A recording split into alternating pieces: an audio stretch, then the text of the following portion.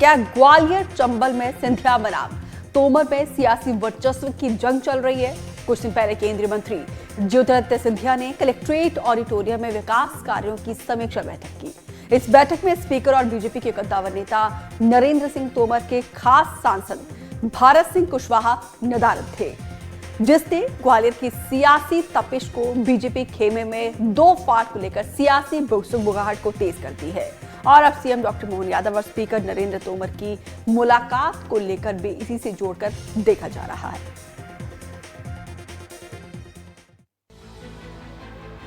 मध्य प्रदेश के ग्वालियर चंबल में बीजेपी के दो दिग्गज नेताओं में वर्चस्व की जंग को लेकर सियासी सुगबुगाहट तेज हो गई है।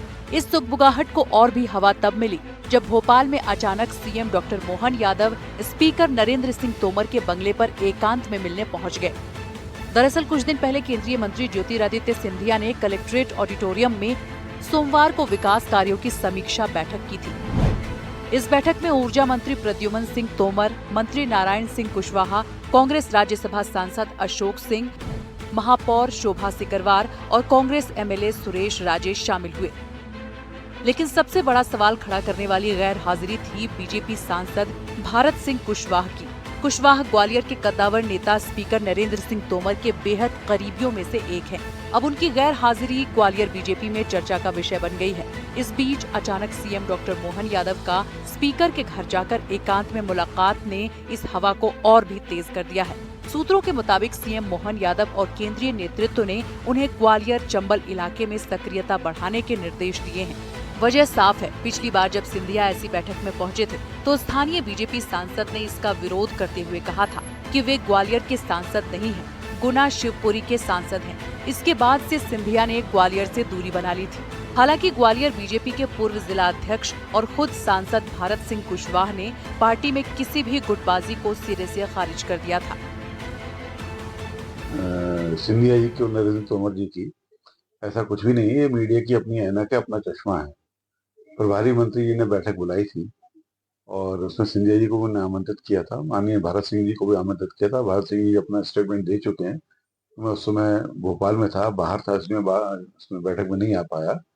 और मुख्य रूप से वो सड़कों को लेकर ही बैठक थी। दिशा में तो सारी योजनाओं की समीक्षा होती है, सारी परियोजनाओं की समीक्षा होती है जो काम चलते हैं। दिशा की बैठक का मैं अध्यक्ष हूँ और दिशा की बैठक 4 दिन पहले की थी, 11 तारीख को, और मुझे आवश्यक काम से दिल्ली जाना था।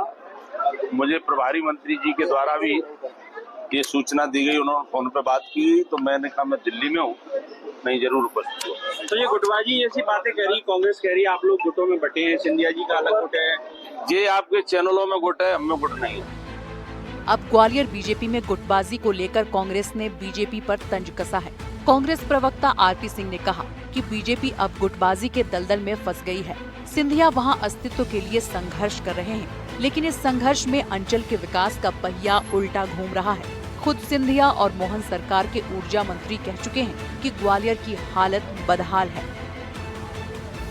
देखिए, ग्वालियर चंबल में आप देखेंगे तो जिस प्रकार से वर्चस्व का संघर्ष है नरेंद्र सिंह तोमर और सिंधिया गुट के बीच में, उसकी बलि सिर्फ और सिर्फ ग्वालियर की जनता और ग्वालियर के विकास चढ़ रहा है। बहुत दुर्भाग्यपूर्ण बात है, आज इस प्रकार का संघर्ष हो गया। लग रहा है कि जमींदारी प्रथा दोबारा प्रारंभ हो गई यहाँ पे, और नरेंद्र सिंह अपना हक चाहते हैं ग्वालियर चंबल में, और सिंधिया जी तो अपने आप को स्वयं को महाराज मानते ही है। ऐसी पसोपेश में जिस प्रकार से बार बार मीटिंग हो रही है, एक बार क्षेत्रीय सांसद दिशा की मीटिंग लेते हैं, दिशा निर्देशित करते हैं नौकरशाह को, उसके 7 दिन बाद सिंधिया जी आके यहाँ पे मीटिंग करते हैं। सिंधिया का कांग्रेस में बड़ा और एक तरफा रसूख था। उनके बिना यहाँ सत्ता हो या संगठन पत्ता भी नहीं हिलता था।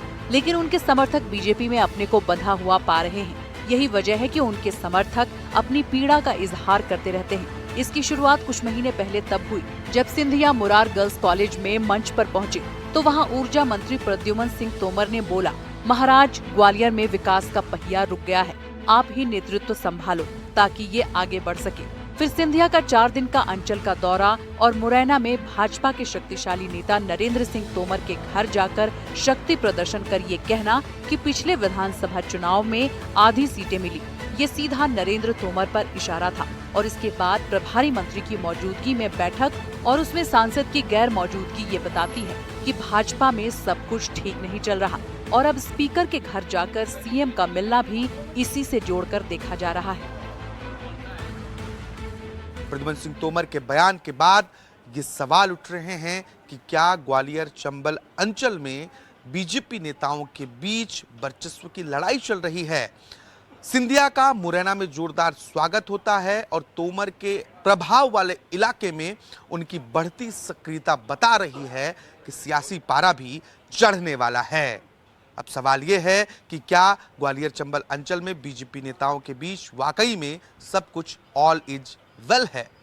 भोपाल से कैमरा पर्सन अभिषेक सिंह के साथ आकाश द्विवेदी, एनडीटीवी।